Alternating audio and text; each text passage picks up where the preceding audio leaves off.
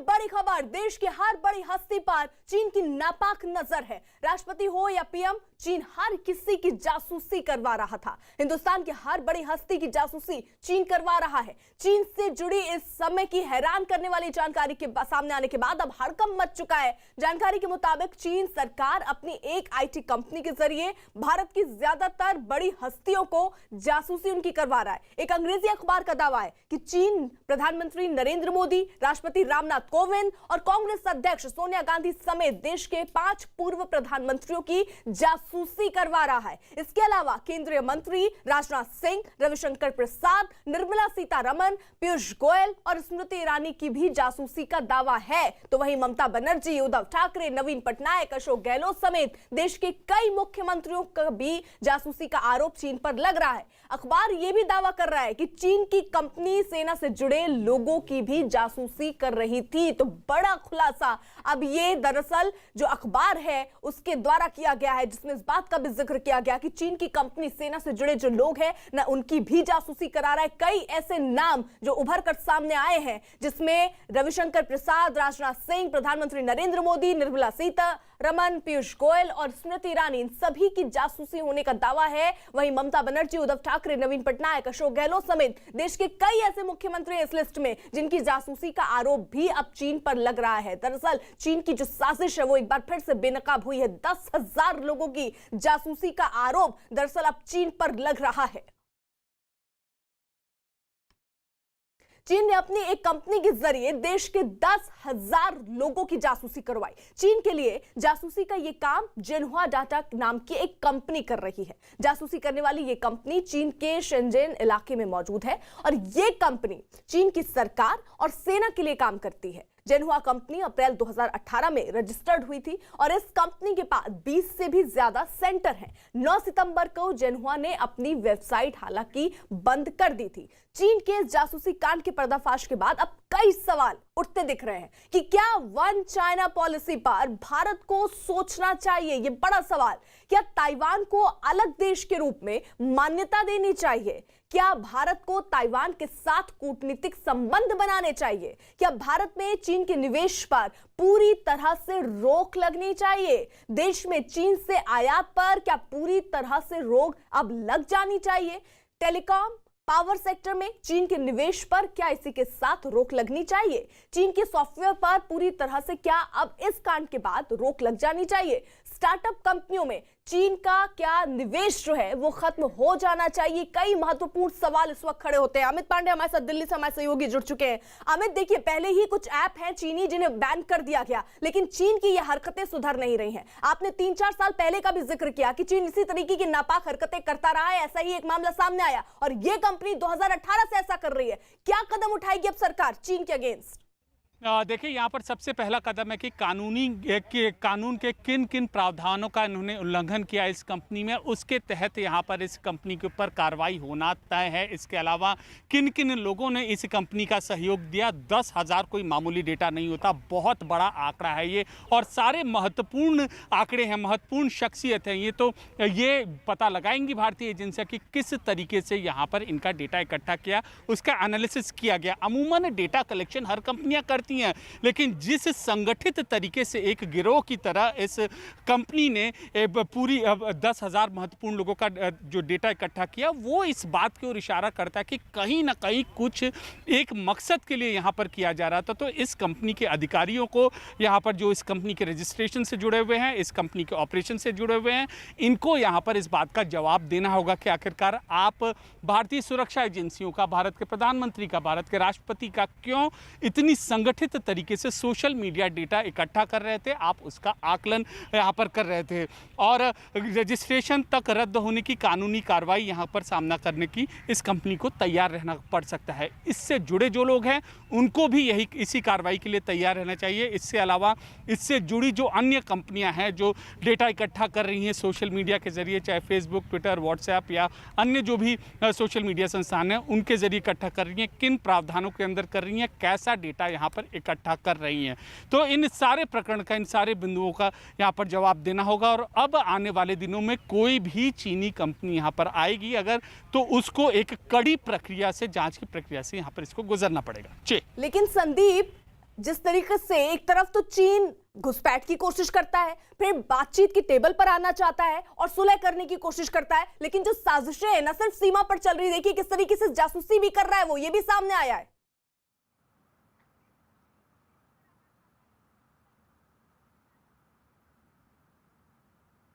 संदीप जी, देखिए जिस तरीके से हम लोग ने देखा है कि चीन जो है वो ज़मीन पे भी जो है भारत सरकार के साथ निपटने के लिए तैयार हो रही है। किस तरीके से LAC पर जो है उसने अपने जो है सैनिकों की तैनाती की है। साथ ही उसी के साथ जो है वो साइबर वॉरफेयर यानी कि भारतीय जो खुफिया एजेंसी हैं उनको जो है कहीं ना कहीं धता बताकर जो है इस तरीके के ऑपरेशन को अंजाम दे रही है। और ये कोई पहली बार नहीं है, लगातार पिछले काफ़ी लंबे समय से चीन इस तरीके की हरकतें करता आया है। अब ये देखना होगा कि किस तरीके से कितना डाटा जो है इस कंपनी ने इकट्ठा किया है, क्योंकि 10,000 नंबर कोई छोटे नंबर नहीं होते, नंबर भी इतने नहीं है। सोचिए कि प्रधानमंत्री हों, राष्ट्रपति हों, सोनिया गांधी, रक्षा मंत्री, यहाँ तक कि CDS, जितने भी ऐसे टॉप ब्रास हैं भारत सरकार में, उनको जो है ये लगातार जो है मॉनिटर कर रहा था, लगातार इसकी। और सिर्फ दो साल में यानी कि 2018 में स्टार्ट की गई थी ये कंपनी, और उसके बाद से जो महज दो साल में, अप्रैल 2018 में किया गया था, तो महज 2 साल में उसने इतना कुछ कर लिया। जाहिर सी बात है कि चीन जो है हमेशा से ही दूसरे के कंप्यूटर्स में, दूसरे के सोशल नेटवर्किंग साइट्स में घुसपैठ करने की कोशिश करता रहा है। इससे पहले भी कई बार सेना की तरफ से बाकायदा हिदायत दी जा चुकी थी सेना के जवानों को कि वो चाइनीज़ ऐप से बच के रहें, क्योंकि चाइनीज़ ऐप में जो है बहुत सारी चीज़ें ऐसी हो सकती हैं जिसके ज़रिए वो आपका डाटा चुरा सकती हैं। ये कोई छोटी बात नहीं है, ये बहुत बड़ी बात है। और अब चूंकि संसद में भी इस मामले को लेकर उठाया जा रहा है, तो जाहिर सी बात है कि ये जो वाकया सामने आया है, ये चीन के लिए कह सकते हैं उसकी ताबूत में एक और कील गड़ने वाली बात हो गई, क्योंकि आपने देखा कि कैसे 200 से ज़्यादा ऐप जो है बैन कर दिए गए।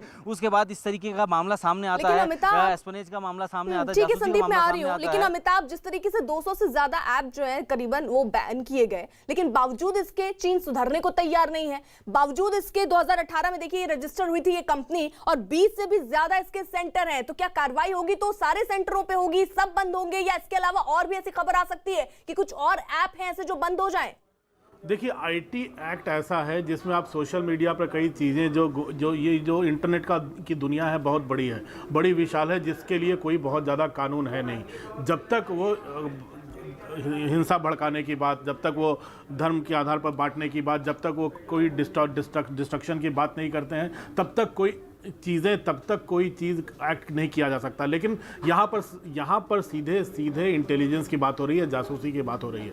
इसलिए भारत सरकार जरूर इसके आधार पर खुफिया सूचना इकट्ठा करने का आरोप लगाकर एक्ट कर सकती है। एक शुरुआत हो सकती है। एक ऐसे बड़े ग्रुप को एक्सपोज किया गया है जो कि भारत के तमाम राजनीतिज्ञों पर, भारत के तमाम गणमान्य लोगों पर नज़र रख रही थी। इसलिए आने वाले दिनों में एक बैन तो तय है, लेकिन बाकी जो चीनी कंपनियां हैं जो इस तरह के काम कर रही हैं, जो ऐप्स बना रही हैं, जो इस तरह के कारनामों पर नजर रख रही हैं, और ऐसे ग्रुप हैं, उन चीनी ऐप्स पर भी खतरे की तलवार लगातार मंडराती रहेगी, और भारत सरकार अपनी जांच जारी रखेगी। IT मंत्रालय वैसे भी काफ़ी सजग है इन तमाम ऐप्स को लेकर। तो आने वाले दिनों में मुझे लगता है कि कुछ न कुछ सरकार एक्ट करेगी, और सदन में दो तीन सांसदों ने मामला उठाया और सरकार वहां पर जवाब देगी। IT मिनिस्टर रविशंकर प्रसाद वहां जरूर जवाब देगी कि सरकार क्या कार्रवाई करने वाली है। बिल्कुल अमिताभ, रहिए आप हमारे साथ। वहीं LAC पर चीन से तनाव के बीच इस वक्त की सबसे बड़ी खबर, LAC पर चीन को चौतरफा मात देने के लिए भारत सरकार ने पूरे लद्दाख क्षेत्र को अभेद किले में तब्दील करने की तैयारी कर ली है। चीन की फौज की हरकतों का मुंहतोड़ जवाब देने के लिए जल्द ही लद्दाख के सभी इलाकों को हवाई रूट से जोड़ा जाएगा। केंद्र सरकार ने लद्दाख को हवाई रूट से जोड़ने की योजना को मंजूरी दे दी है, और इस योजना के तहत लद्दाख में 6 हवाई पट्टी और 22 हेलीपैड बनाए जाएंगे। लद्दाख में 3 हवाई पट्टी और 8 हेलीपैड पहले से ही बने हुए हैं, और नई हवाई पट्टी और हेलीपैड बनाने के साथ ही पुरानी जो हवाई पट्टी है और हेलीपैड है उनको भी आधुनिक बनाया जाएगा। यानी एक तरफ चीन जिस तरीके की साजिश रच रहा है, उसके बीच भारत जो है वो अपनी तैयारी पूरी कर लेना चाहता है, और इसीलिए इस योजना की शुरुआत, जिसके तहत लद्दाख में 6 हवाई पट्टी और 22 हेलीपैड बनाए जाएंगे। 3 हवाई पट्टी हालांकि और 8 हेलीपैड पहले से ही वहां पर है, लेकिन उनको और आधुनिक बनाने की भी तैयारी है। साथ ही साथ कुछ नए हवाई पट्टी और हेलीपैड भी बनाने की योजना यहां पर की गई है। आपको बता दें, चीन की फौज की हरकतों का मुंहतोड़ जवाब देने के लिए जल्द ही लद्दाख के सभी इलाकों को हवाई रूट से जोड़ा जाएगा। केंद्र सरकार ने लद्दाख को हवाई रूट से जोड़ने की जो योजना है उसको मंजूरी दे दी है और इसी योजना के तहत लद्दाख में अब 6 हवाई पट्टी और 22 हेलीपैड बनाए जाएंगे। लद्दाख में 3 हवाई पट्टी और 8 हेलीपैड पहले से ही बने हुए हैं। नई हवाई पट्टी और हेलीपैड बनाने के साथ ही जो पुरानी पट्टियां हैं, हवाई पट्टी और हेलीपैड, उनको भी आधुनिक बनाने का काम अब युद्ध स्तर पर हो रहा है। यानी चीन को हर मोर्चे पर करारा जवाब देने की तैयारी भारत की है और भारत अब इस बात को समझ चुका है कि दरअसल चीन कभी भी अपनी नापाक हरकतों को ऐसे ही अंजाम दे सकता है, इसलिए भारत को पूरी तरीके से तैयार रहना होगा और यही कोशिश अब भारत की है। हमारे साथ हमारे सहयोगी मिंटू तामुली इस वक्त जुड़े हुए हैं। मिंटू, यानी भारत जो है वो मुंहतोड़ जवाब देने के लिए पूरी तरीके से तैयार। जी, आपने सही कहा, मुंह तो जवाब देने के लिए तैयार हम बिल्कुल। हमारे सेना और हमारे जितना बल है, उसके बाद हमारे जितने इंडियन एयरफोर्स से लेके नेवी से लेके सब तैयार है। और अरुणाचल प्रदेश की मैं बात करूं, जिक्र करूं, क्योंकि मैं अरुणाचल प्रदेश की राजधानी ईटानगर में हूं। पिछले कई दिनों से मैंने बॉर्डर के मुआयना किया, मैंने देखा और पिछले 3-4 सालों में जो प्रगति हुआ, इंफ्रास्ट्रक्चर डेवलपमेंट जो हुआ चीन और तिब्बत और इंडिया के बीच के जो बॉर्डर में एडवांस लैंडिंग ग्राउंड, जहाँ पे C-17 ग्लोबमास्टर लैंड हो रहे हैं, आपके मेचुका में, जहाँ 1962 में चीन ने घुसपैठ किया था वहां पे। उसके बाद तवांग में आपका ये हो ALG बन रहे हैं। उसके बाद सुकोई लैंड कर रहे हैं आपके पासीघाट में। तो इस तरफ से देखते हो, उसके बाद आपका 4 लेन 2 लेन हाईवे बन रहा है जो कि, और आपके तवांग अगर सेक्टर में आप जाएंगे तो सेला पास मोर देन 14,000 एबव सी लेवल के जो वो है, वहां पे जो जब बर्फबारी गिरते हैं, तो 6 महीना बर्फ जब गिरते हैं तो रोड ब्लॉक हो जाते हैं, लेकिन वहां पे टनल बन रहा है, अभी 2.9 किलोमीटर के टनल बन रहा है। इस तरफ से देख सकते हैं, चीन तो घबराएंगे ही जरूर।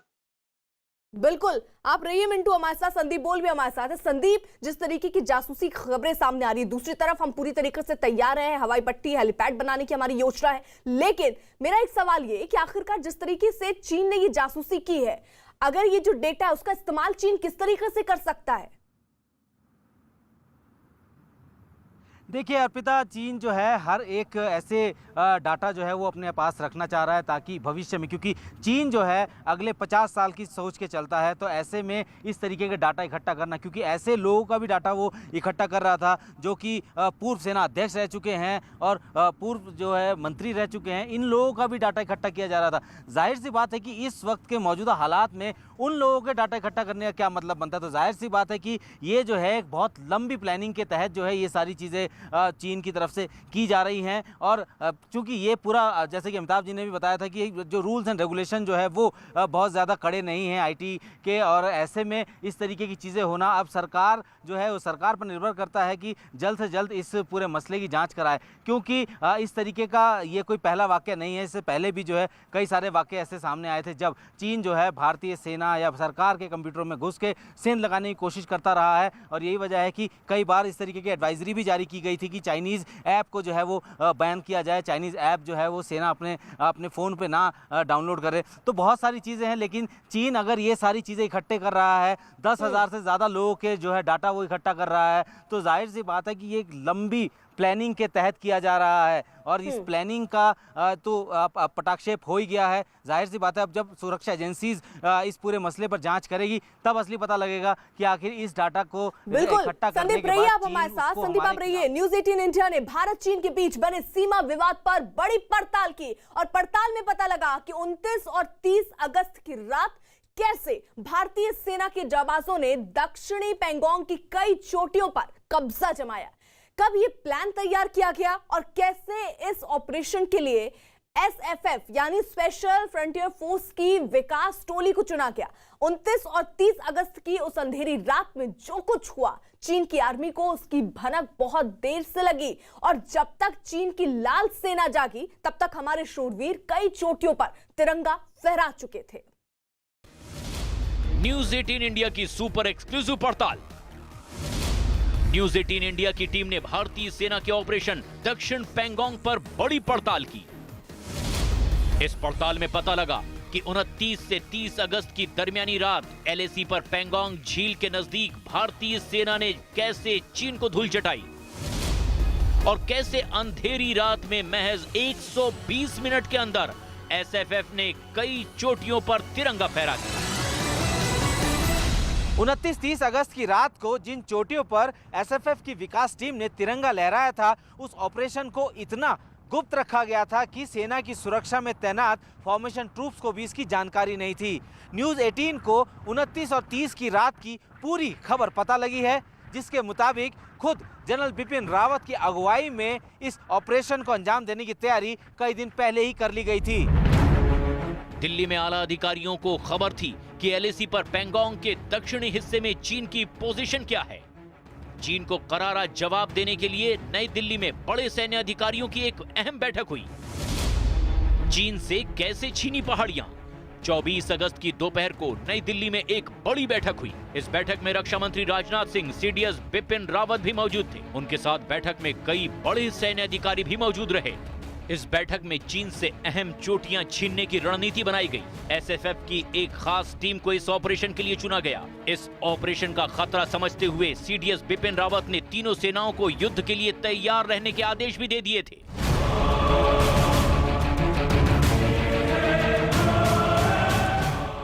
SFF की टीम को खास वजह से चुना गया था। Advocate Dean Kuriakose, no. Not okay. Also, sir,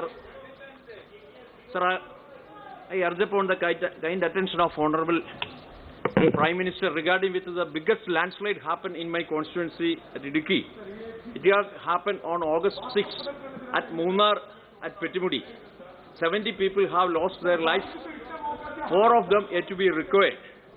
Sir, in this regard, और इस वक्त की बड़ी खबर आ रही है चीन से जुड़ी हुई। LAC पर भारत के कड़े तेवर के बाद चीन बुरी तरह से डरा हुआ है। लद्दाख में मुंह की खाने के बाद अब चीन झूठ फैलाने में जुटा है। चीन के सरकारी अखबार ग्लोबल टाइम्स ने LAC पर तनाव के बीच एक बार फिर 1962 की जंग का जिक्र किया। चीन को डर है कि अगर जंग हो गई तो इस बार भारत से निपटना उसके लिए मुश्किल ही नहीं, नामुमकिन होगी। और ऐसे में उसने लिखा है कि भारत को सैन्य जोखिम नहीं लेना चाहिए और दोनों देशों को एक होना चाहिए। जबकि सभी जानते हैं कि चीन एक तरफ बात करता है तो दूसरी तरफ धोखा देने की फिराक में रहता है। और अब ये नियत चीन की भारत भी भाप चुका है, क्योंकि एक बार नहीं कई बार चीन को पड़ोसी देश होने के नाते मौके दिए गए, उस पर भरोसा जताया गया, बातचीत की टेबल पर भी उसे लाया गया, उससे बात की गई। लेकिन चीन की जो हरकतें हैं वो लगातार बढ़ती जा रही हैं। जहां एक तरफ वो घुसपैठ करने की कोशिश कर रहा है, हमारे जवानों से भिड़ने की कोशिश कर रहा है, वहीं दूसरी तरफ एक बड़ी खबर जो आई कि वो जासूसी भी करा रहा है। 10,000 लोग ऐसे हैं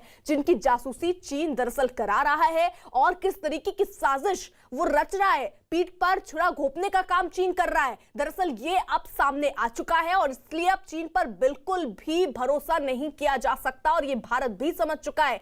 और आपको बता दें, चीन की तरफ से कहा गया कि भारत को सैन्य जोखिम नहीं लेना चाहिए और दोनों देशों को एक होना चाहिए। जबकि सभी ये जानते हैं कि चीन एक तरफ बात तो कर रहा है लेकिन दूसरी तरफ किस तरीके की साजिश रच रहा है, धोखा देने की फिराक में है। अब ये बात किसी से छिपी नहीं है। तो LAC पर भारत के कड़े तेवर से दरअसल अब चीन जो है वो घबरा गया है। शांति की अपील करते हुए अब चीन गड़गड़ाता हुआ नजर आ रहा है। और ये दरअसल माना भी जाता है कि चीन कभी भी युद्ध के लिए तैयार नहीं हो सकता। केवल चीन ऐसी हरकतें करता है उकसाने वाली, लेकिन चीन कभी भी युद्ध के लिए आगे नहीं बढ़ता है। ये भी इतिहास रहा है। संदीप हमारे साथ, हमारे सहयोगी इस वक्त जुड़े हुए हैं। यानी संदीप देखिए, अब चीन गिड़गिड़ा रहा है। यानी एक तरफ आप घुसपैठ कीजिए, फिर आप खुद बातचीत के लिए आगे आइए और उसके बाद फिर आप घुसपैठ कीजिए और जासूसी करवाइए और फिर आप भारत से उम्मीद कीजिए कि भारत जो है वो बातचीत कर ले। अर्पिता देखिए, ये तो होना ही था। जिस तरीके की स्थितियां जो है LAC पर बनी हुई है, इससे पहले अब तक जो है चीन हमेशा हावी रहता था, क्योंकि चीन की नीति ऐसी थी कि वो जो है हमारे इलाकों में बैठ जाता था, उसके बाद फिर हम लोगों को बातचीत करनी पड़ती थी, क्योंकि तब तक हम लोग प्रीएम्प्टिव जो ऑपरेशंस है वो नहीं करते थे। लेकिन अब जिस तरीके से पेंगोंग के दक्षिणी इलाके में हम लोगों ने प्रीएम्प्टिव मेजर्स लेते हुए उन सब चोटियों को अपने कब्जे में लिया, जिसको कि चीन 1962 के बाद से अपना बताता है, तो जाहिर सी बात है उसके मन में ये टीस जरूर है, क्योंकि चीन कभी भी नहीं चाहता था कि वो बातचीत की मेज पर आए और उसके बाद उसको नेगोशिएशन करना पड़े। इसी चीज से चीन हमेशा डरता रहता था। चीन कभी भी भारत के साथ जमीन की लड़ाई लड़ने को कभी भी तैयार नहीं होता था, क्योंकि उसको पता है कि अगर चीन ने हमारे इलाके में कब्जा किया तो भारत भी उनके इलाके में कब्जा कर सकता है, और जब अगर बीच बचाव होता है और उसके बाद नेगोशिएशन की टेबल में आना पड़ता है तो चीन को उस जगह को छोड़ना पड़ेगा। तो जाहिर सी बात है कि यही सबसे बड़ी दिक्कत है चीन के लिए। और अब वो बात कर रहा है कि हम लोग बात करनी चाहिए। भारत तो बातचीत करने के लिए हमेशा से तैयार है। भारत तो हमेशा ये चाहता है कि पड़ोसी देशों के साथ रिश्ते अच्छे हों, मधुर हो, किसी भी तरीके की कोई तलखी ना हो। लेकिन चीन जो है वो एक तरफ से तो बात करता है कि हम बातचीत करना चाहते हैं, लेकिन बिल्कुल सही बात कह रहे हैं आप संदीप। यानी देखिए अमित, एक तरफ तो आप बातचीत की टेबल पर खुद लाते हैं, भारत भी चाह रहा है ठीक है बातचीत कर लो, लेकिन दूसरी तरफ आपकी साजिशें चल रही हैं, तो ऐसे में चीन पर कैसे भरोसा करें?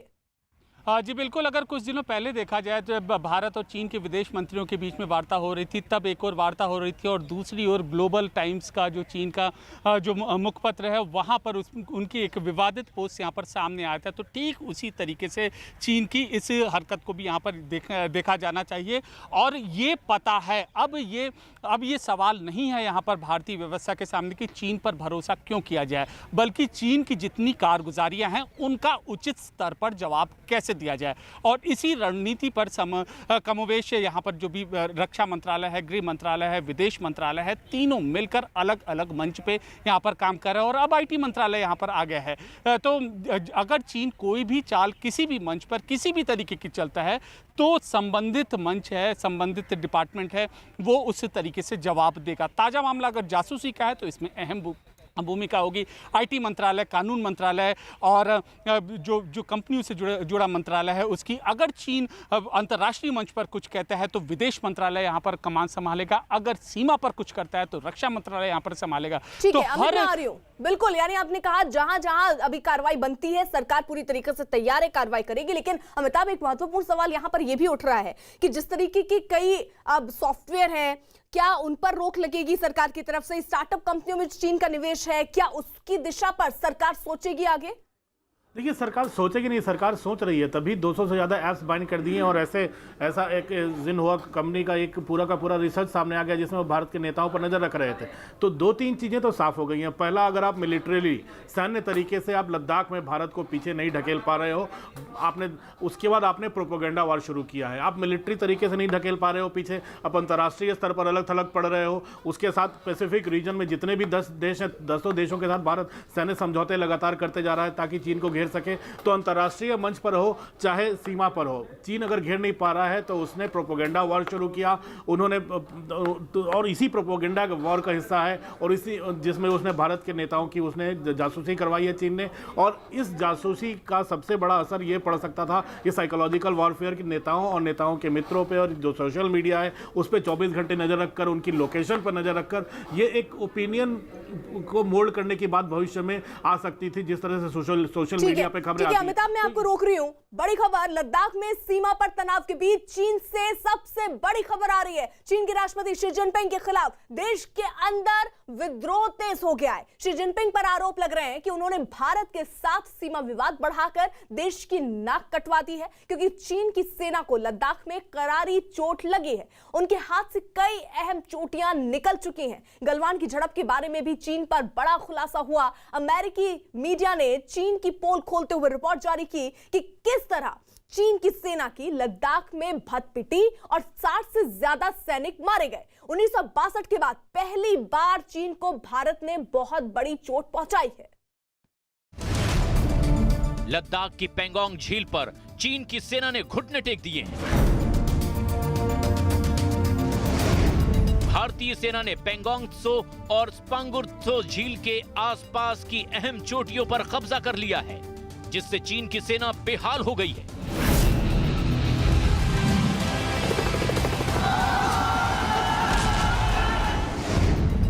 भारतीय सेना की मजबूती की खबर फैलते ही चीन के अंदर शी जिनपिंग के खिलाफ विद्रोह भड़क गया है। अब शी जिनपिंग के खिलाफ पार्टी के अंदर आवाजें उठने लगी है, जिससे उनकी गद्दी पर खतरा मंडरा रहा है। एलएसी पर चीन ने इस इरादे से तनाव को बढ़ाया ताकि वो भारतीय इलाकों के कुछ जमीन पर कब्जा कर सके, लेकिन इस बार तो भारतीय सेना ने पूरी बाजी ही पलट कर रख दी। भारतीय सेना ने चीन के सैनिकों को उन चोटियों से नीचे पटक दिया जहां पर चीन 1962 के बाद से अपना हक जताता रहा है। भारतीय सेना ने पेंगोंग के दक्षिण इलाके के चुशुल सब सेक्टर के आसपास की पहाड़ियों पर कब्जा कर लिया है। इस कब्जे की खबर फैलते ही चीन में शी जिनपिंग के खिलाफ विद्रोह की आग भड़क उठी है, क्योंकि चीन की सेना ने एलएसी के जिस इलाके से नियंत्रण खोया है वो सामरिक लिहाज से बहुत अहम है।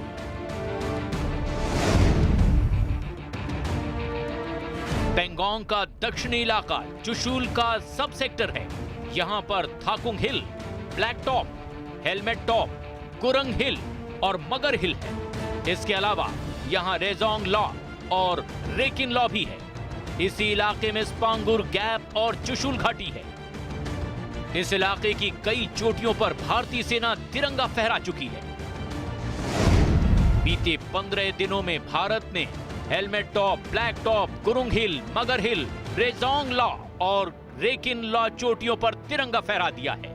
ये सारी चोटियां वो है जहां 1962 की भारत चीन लड़ाई में जोरदार जंग हुई थी। इन चोटियों के साथ साथ भारतीय सेना ने फिंगर 4 की चोटी को भी अपने कब्जे में ले लिया है।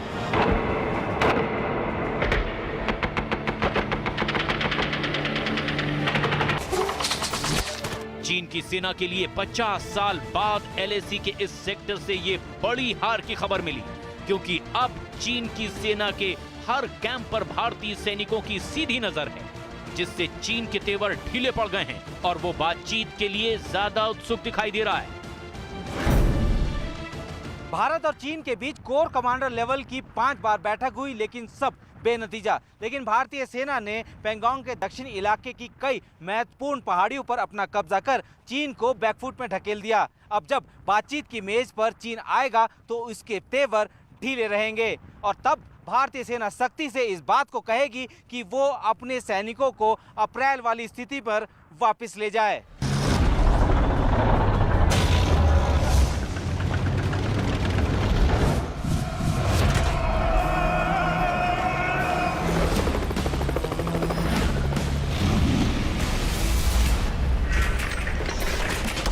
चीन के तेवर ढीले पड़ने के पीछे की वजह है भारतीय सेना की फॉरवर्ड पोजीशन, जिन्हें आप इस नक्शे के जरिए भी समझ सकते हैं।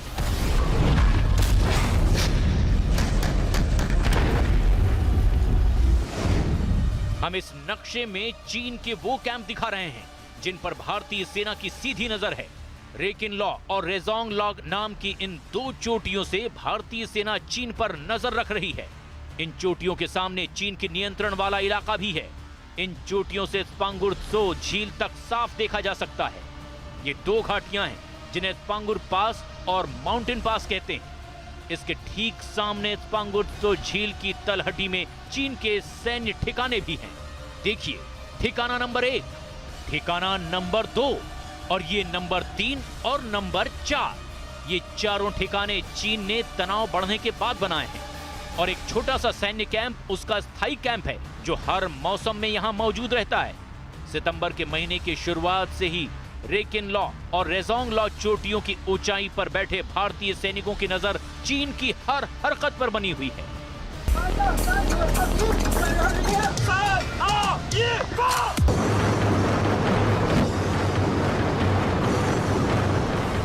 चीन इसी बात से बेचैन है क्योंकि वो कोई भी हरकत करता है तो उसकी हर मूवमेंट की खबर भारत को पहले ही लग चुकी होती है। इसीलिए चीन के सैनिकों ने जब सितंबर की शुरुआत में ही मध्यकाल के हथियार, भाले, फरसे लेकर अटैक की कोशिश की थी तो ऊंचाई पर बैठी भारतीय सेना ने उन्हें खदेड़ दिया था।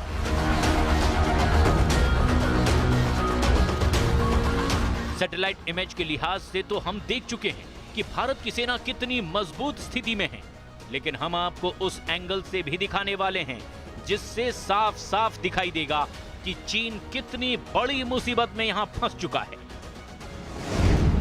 इस एंगल से देखकर साफ समझा जा सकता है कि असीम विस्तार तक दूरबीन थामे हुए हमारे सैनिक चीन की हरकत को कैसे देख रहे हैं। ये चोटियां हैं रेकिन लॉ और रेजोंग लॉ। इन दोनों चोटियों के बीच दो दर्रे हैं, यानी वो समतल जगह जहां चीन अपने साजो सामान हथियारों के साथ चढ़ाई करने का प्लान बना सकता है। सामने नजर आ रही स्पांगुर्तो झील, इसी झील के किनारे पर चीन के कैंप लगे हुए हैं। यानी अगर चीन जरा सा भी आगे बढ़ने की कोशिश करता है तो हमारे सैनिकों को बहुत पहले इसकी भनक लग जाएगी। और इतना ही नहीं, इन चोटियों पर बैठे भारतीय सैनिक एलएसी के कई किलोमीटर दूर अंदर तक चीन पर नजर रख रहे हैं।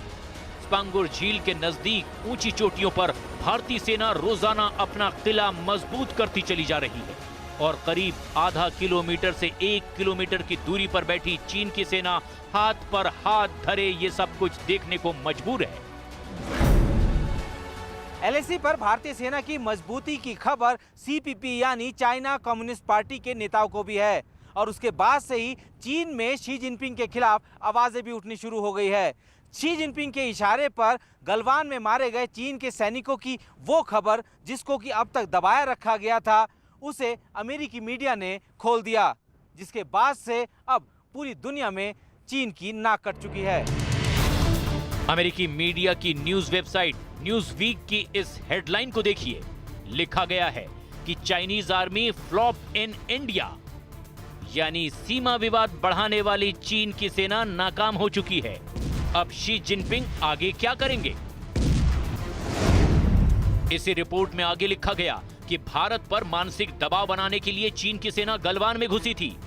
चीन की सेना ने उस वक्त सोचा था कि भारत पलटवार नहीं करेगा, लेकिन आत्मरक्षा में भारतीय सेना ने पलटवार किया और रिपोर्ट के मुताबिक गलवान की उस झड़प में चीन के सबसे कम 43 सैनिक मारे गए होंगे। इस रिपोर्ट के मुताबिक चीन के मरने वाले सैनिकों की गिनती 60 भी हो सकती है। रिपोर्ट में भारतीय सेना की तारीफ में लिखा गया कि 50 साल में पहली बार भारतीय सेना ने चीन को खदेड़ा है और चीन ने जो चोटियां कब्जाई थी, भारत ने उसे वापस हासिल कर लिया है। अब पैंगोंग के दक्षिणी इलाके में अहम चोटियों पर भारत का कब्जा हो चुका है और भारत के पलटवार से चीन की सेना भौचक हो गई है। कुछ दिन पहले सरहद पर चीन की कब्रगाह की तस्वीरें भी सामने आई थी, जिसमें 100 से भी ज्यादा कब्र दिखाई दे रही थी। चीन भारत की इस मजबूत स्थिति से बहुत बड़ी मुसीबत में फंस गया है। अहम चोटियां गंवाने के बाद चीन वापस लौट नहीं सकता और घुसपैठ करने लायक भारतीय सेना ने चीन को छोड़ा नहीं। इसलिए शी जिनपिंग अब झूठ के सहारे अपनी दुकान चला रहे हैं। तिब्बत के पठारों में उसकी सेना गोलाबारी कर रही है और प्रोपेगेंडा वीडियो बनाकर चीन की जनता को बहला रही है। तो एलएसी पर तनाव के बीच चीन ने दिखावटी वीडियो जारी किया। चीन का ये propaganda video Tibet military command के सैनिकों का है, जिसमें वो 4000 मीटर की ऊंचाई पर पैराशूट के सहारे विमान से उतरते नजर आ रहे हैं। एक दूसरे वीडियो में तिब्बत में चीन के सैनिकों का टैंकों से युद्ध अभ्यास करने का भी एक वीडियो सामने आया और इस वीडियो के जरिए चीन ने अपनी ताकत दिखाने और भारत को डराने की एक बार फिर कोशिश की है। एलएसी पर तनाव के बीच ग्लोबल टाइम्स में ऐसे वीडियो जारी कर भारत पर दबाव बनाने की चाल वो चल रहा है और इससे पहले भी चीन ऐसे कई वीडियो जारी कर चुका है और ये फिर से वीडियो जारी किए गए हैं, जिसमें 2 तस्वीरें देखिए। 2 ये महत्वपूर्ण वीडियो दरअसल चीन की तरफ से, जिसके माध्यम से वो भारत को डराने की कोशिश कर रहा है। 4000 मीटर की ऊंचाई पर पैराशूट के सहारे विमान से उतरते यहां पर नजर आ रहे हैं। एक दूसरे वीडियो में तिब्बत में चीनी सैनिक जो है वो टैंकों से युद्ध अभ्यास करते दिख रहे हैं। इसका वीडियो भी सामने आया और इस वीडियो के जरिए चीन ने अपनी एक ताकत दिखाने की कोशिश की है। एलएसी पर तनाव के बीच ग्लोबल टाइम्स ऐसे वीडियो जारी कर भारत पर दबाव बनाने की चाल चल रहा है और इससे पहले भी चीन ऐसे कई वीडियो जारी कर चुका है और एक बार फिर से चीन की तरफ से ये 2 वीडियो जारी किए गए हैं। पैराशूट से जंप करते नजर आ रहे हैं चीनी सैनिक एक वीडियो में, वहीं दूसरी तरफ भारत के कड़े रुख से खौफ में चीन इस वक्त नजर आ रहा है और एक के बाद एक ये वीडियो दिखाकर दबाव बनाने की नाकाम कोशिश चीन की तरफ से हो रही है। एक दूसरी जो वीडियो सामने आया उसमें तिब्बत में चीन के जो सैनिक हैं वो टैंकों से युद्ध अभ्यास करने का भी एक वीडियो सामने आया जिसमें जो चीनी सैनिक है वो युद्ध अभ्यास करते हुए नजर आ रहे हैं। इस वीडियो के जरिए चीन ने अपनी ताकत दिखाने और भारत को डराने की एक बार फिर कोशिश की है। मिंटू तामुली हमारे साथ इस वक्त जुड़े हुए हैं। यानी मिंटू, चीन का ये प्रोपेगेंडा वाला वीडियो एक बार फिर से सामने आया है और वो ये दिखाने की कोशिश कर रहा है कि युद्ध के लिए तैयार है, लेकिन चीन ये भी दिख रहा है कि डरा हुआ है और इसीलिए एक के बाद एक कई वीडियो सामने ला रहा है। अर्पिता, मैं आपको एक बात बताऊं, जब गलवान घाटी में जो झड़प हुआ उस समय हमारे जवान ने उनके 7 जवान को मार गिराया। वो बात को कभी उन्होंने नहीं किया, लेकिन ग्रे बात बना के वो नेशनल मीडिया में भी आ गया, इंटरनेशनल मीडिया में भी आ गया। नंबर 1। नंबर 2 बोलो, चीन क्यों गिड़गिड़ा रहा है और ये सब क्यों दिखा रहा है। मैं एक बात बोलूं, अक्टूबर का मास आ रहा है, या मैं नॉर्थ ईस्ट से हूँ। नॉर्थ ईस्ट में और आपका बंगाल से लेके नॉर्थ ईस्ट तक दुर्गा पूजा जो मनाते हैं, दुर्गा माता की जो दशहरा या दुर्गा पूजा मनाते जानते हैं, यहाँ पे उनके बहुत बड़ा बिजनेस चलता है। जैसे उनका खिलौना हो गया, उनका लाइटिंग हो गया, उनका सामान बहुत चलते हैं। लेकिन इस बार उनका मार्केट डाउन होने वाला है। यहाँ पे 1000 करोड़ की सामान बिकती है उनकी। तो ये नंबर 1 पॉइंट है। और सेकेंड, चीन इसके लिए गिड़गिड़ा रहा है वो क्योंकि वो बौखला गए हैं। अभी क्या करूं, सोचा नहीं था ये वो 1962 वाला भारत है, ये 2020 वाला नई भारत है। उनको पता नहीं कि हमारा सैनिक का ताकत क्या है। वो बौखला रहे हैं, इसके लिए उनका बिजनेस डाउन हो रहा है। उनके जो जहाँ पे उनके क्षमता थे वहां पे उनके कमजोर हो रहा है। हमारा ALG मैकमोहन लाइन हो या हर जगह पे ALG बन चुका है, एडवांस लैंडिंग ग्राउंड। और जहाँ पे हमारा रोड कनेक्टिविटी नहीं है लेकिन बन रही है अभी, और जहाँ पे नहीं है वहाँ चिनोक हेलीकॉप्टर लैंड कर रही है। और बॉर्डर जैसे एरिया में C-17 ग्लोबमास्टर लैंड कर रहे हैं, सुखोई लैंड कर रहा है मैकमोहन लाइन के करीब में। वो जी ठीक है मिंटू, मैं रोक रही हूँ आपको। अमिताभ भी हमारे साथ हैं इस वक्त। यानी अमिताभ, एक तरफ तो आप बातचीत का रास्ता तलाश रहे हैं और कह रहे हैं दोनों देशों को साथ आना चाहिए, वहीं दूसरी तरफ कुछ ये वीडियो चीन की तरफ से सामने आ रहे हैं, क्या मायने इसके? प्रोपेगेंडा वॉर है। अगर आप अपनी बात मनवाने में सफल नहीं हो रहे हो भारत के साथ, सीमा पर अगर भारत अपनी स्थितियां सुदृढ़ कर चुका है और आपकी बात नहीं सुन रहा और पीछे हटने को तैयार नहीं है, जब तक चीन अपनी गंभीरता का परिचय न दे, खुद ही अपनी सेना को वापस न खींचे, क्योंकि चीन जैसी पुरानी गलती भारत अब दोहराना नहीं चाहता कि चीन की बातों पर भरोसा करे। चीन देश का नंबर 1 दुश्मन है।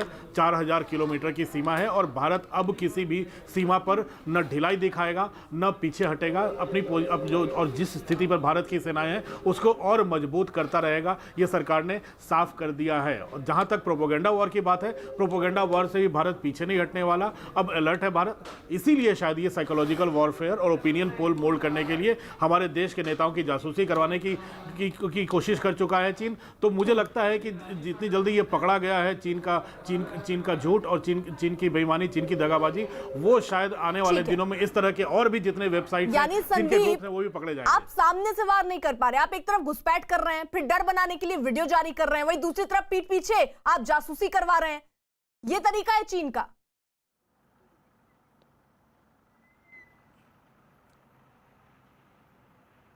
संदीप। हाँ अर्पिता, मैं बताना चाहूँगा कि जिस तरीके के वीडियो इस वक्त जारी किए जा रहे हैं, ये प्रोपेगेंडा जो चाइना का लगातार बढ़ रहा है, ये आपको याद होगा कि जब से विवाद शुरू हुआ यानी मई के महीने से लेकर अब तक, उसी दौरान सबसे ज़्यादा इस तरीके की वीडियो सामने आए। लेकिन इससे पहले जो है कभी भी ऐसा नहीं होता था कि चीन अपनी वेपनरी सिस्टम का या इस तरीके के कोई एक्सरसाइज वो कर रहा है उसका कभी वीडियो जारी करता है, क्योंकि एक साइकोलॉजिकली जो है प्रेशर बिल्डअप कराने की कोशिश करता है। और जिस तरीके के इसके वेपनरी सिस्टम्स वहाँ पे फायरिंग होती है, जिस तरीके से वो पूरे एक लाओ लश्कर के साथ खड़ा हुआ फायरिंग कर रहा होता है, तो उससे कहीं ना कहीं साइकोलॉजिकली जो है दूसरे देश को कमज़ोर करने की कोशिश में लगा रहता है। तो ये प्रोपेगेंडा जो है ये पिछले 4 महीने में बहुत ज़्यादा बढ़ा है, क्योंकि चीन कुछ भी अगर करता है तो उसकी खबर जो है उसकी भनक कभी नहीं लगती, चाहे वो एक्सरसाइज हो, चाहे वो किसी भी तरीके का कोई निर्माण हो। लेकिन अब जिस तरीके से लगातार वो जो है उन सब वीडियोस को जारी कर रहा है, उन सब वीडियोस को इशू कर रहा है, सीधे तौर पर ये कहने का मतलब है कि वो भारत को जो है कहीं ना कहीं साइकोलॉजिकली के तौर पर जो है वो पीछे धकेलने की कोशिश कर रहा है। लेकिन भारत को इस बारे में अब जो है भारत पूरी तरीके से चीन के जो उसकी हरकतें हैं उसको अच्छे से पहचानते हैं हम लोग, और यही वजह है कि वो किसी भी तरीके की वीडियो जारी करता रहे, हम लोगों की मजबूती, बिल्कुल, हम यानी लोगों की तैनाती संदीप, इस पूरे आप इलाके जो में चीन की ये हरकतें हैं, और चीन अगर डराने की कोशिश कर रहा है तो चीन भी ये समझ रहा है कि भारत अब डरने वाला नहीं है, क्योंकि भारत हर मोर्चे पर चीन को मुंहतोड़ जवाब दे रहा है। तो ये वीडियो जिस तरीके से वो जारी कर रहा है चीन, और इसी दरमियान जब भारत के साथ ये विवाद चल रहा है, उसी को लेकर ये वीडियो सामने आने का मतलब कई चीजों को दिखा रहा है कि चीन दरअसल एक दबाव बनाने की कोशिश कर रहा है, लेकिन भारत बिल्कुल भी दबाव में नहीं है।